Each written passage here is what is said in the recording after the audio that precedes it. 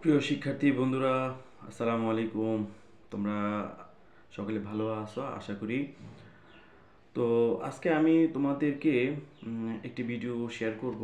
সেটি হলো আমাদের আসন্ন এসএসসি পরীক্ষাতে হিসাব বিজ্ঞান বিষয়ে তোমরা কিভাবে অ্যান্সার করবে বা কিভাবে প্রস্তুতি নিচ্ছ, কিভাবে প্রস্তুতি নিতে পারো, এবং তোমাদের পরীক্ষাতে যাতে তোমরা অবশ্যই A+ পেতে পারো এই সম্পর্কে আমি তোমাদের আজকে একটি ভিডিও শেয়ার করতে যাচ্ছি।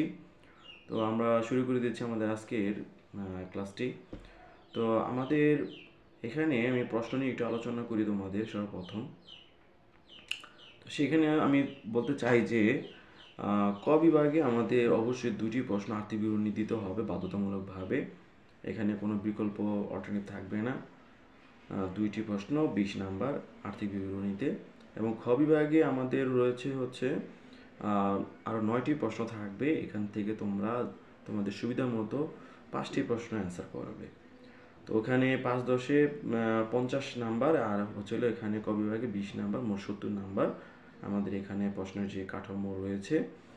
তো এখানে তোমাদের দেখা গেছে যে কয়টি অধ্যায় ভালো করে যদি তুমি প্রস্তুতি নিতে পারো তাহলে ভালো করবে। আমি মনে করি যে তোমরা এখানে তৃতীয় যে অধ্যায় রয়েছে দ্রুতপদ দাখিলা পদ্ধতি, এখানে আমরা একতরফা একটি অঙ্ক রয়েছে, অর্থাৎ ওই যে প্রারম্ভিক মূল্য, সমাপনী মূল্য এবং লাভ বা ক্ষতি, এই প্রশ্ন তোমরা করতে পারো। এবং চতুর্থ অধ্যায়ে তোমরা মূলধন মুনাফা যাতে লেনদেন, এই অধ্যায়টিও ভালো করে পড়তে পারো। এবং তোমাদের জাবেদার অধ্যায়ের মধ্যে এখানে আমাদের ক্রয় জাবেদা, বিক্রয় জাবেদা, সাধারণ জাবেদা, ক্রয় ফেরত জাবেদা, বিক্রয় ফেরত জাবেদা, এই প্রশ্নগুলো এসে থাকে। এই প্রশ্ন তোমরা দেখতে পারো। এবং তোমাদের আমি মনে করি যে সহকারী খতিয়ান, এটাও খুব সহজ একটি অধ্যায়। এবং সাধারণ খতিয়ানও আমাদের মোটামুটি সহজই বলা চলে। আর হচ্ছে আমাদের রেয়ামিল অধ্যায়টি তোমরা ভালো করে যদি করো, বইয়ের থেকে আমাদের বেশিরভাগই প্রশ্ন এসে থাকে দেখি প্রায়। তো এখানে তোমরা রেয়ামিল করতে পারো। এবং পারিবারিক বাজেট, যেটাকে আমরা বলে থাকি পারিবারিক ও আত্মকর্মসংস্থানমূলক উদ্যোগের হিসাব, এই অধ্যায়টি তোমরা করতে পারো 12তম অধ্যায়ে। তো আশা করি এই অধ্যায়গুলি যদি তোমরা করো তাহলে তোমাদের A+ নিশ্চিত হয়ে যাবে। এবং আমি বলবো যে যারা ভালো করতে চাও, যে আমরা শুধু A+ না, আমরা 100তে 100 পেতে চাই, তাহলে তো তোমরা সকল অধ্যায় ভালো করে করবে।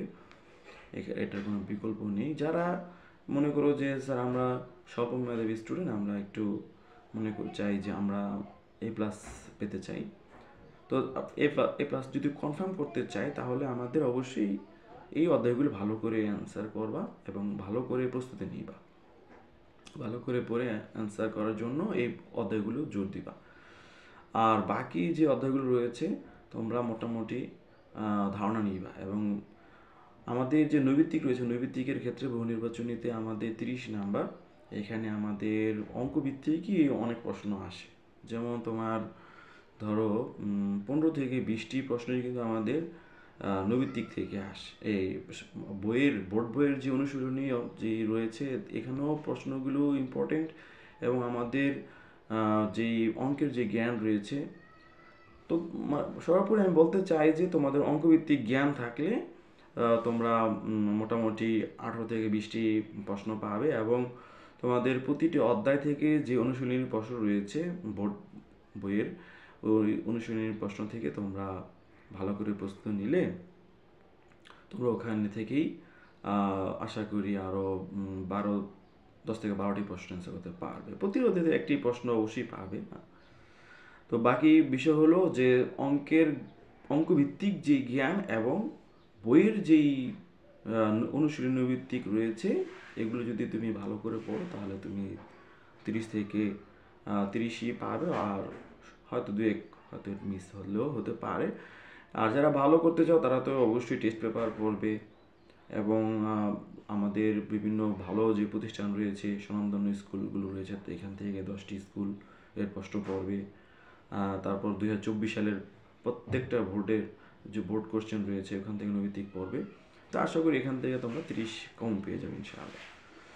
এই হচ্ছে আমাদের আজকের ভিডিও। তোমাদের সামনের ভিডিওগুলোতে আমরা আরও শেয়ার করব যে কিভাবে তুমি পড়বে, অ্যান্সার করবে, কী প্রশ্ন হতে পারে, প্রশ্নের ধরন কি, প্রশ্নের অ্যান্সার তুমি কিভাবে করবে, কিভাবে ভালো করে পূর্ণ নাম্বার পেতে পারো, এই সম্পর্কে আমরা আলোচনা করব।